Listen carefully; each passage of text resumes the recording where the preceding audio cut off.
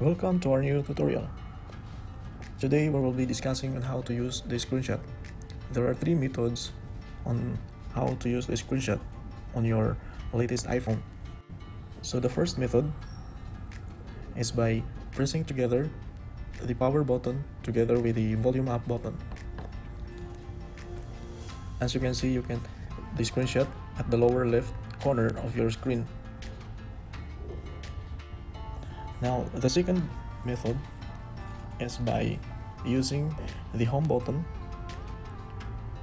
or by adding an icon on your home button or the assistive touch.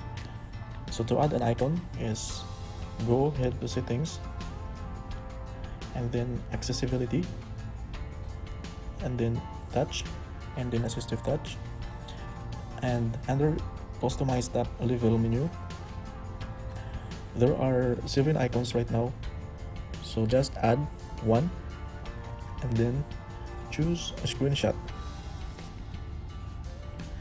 and then try the new icon. So you can see now the screenshot. So here we go, you can see the screenshot at the lower left corner of your screen. The third method is by using the voice control.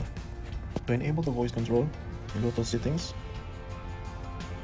and then accessibility and then voice control.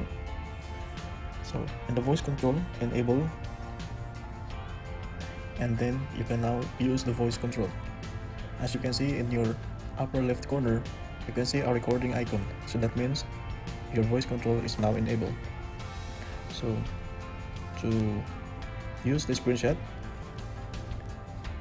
is by command, use the take screenshot.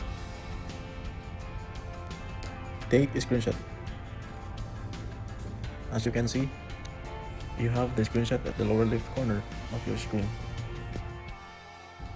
So that is how we use the screenshot in the latest iPhone.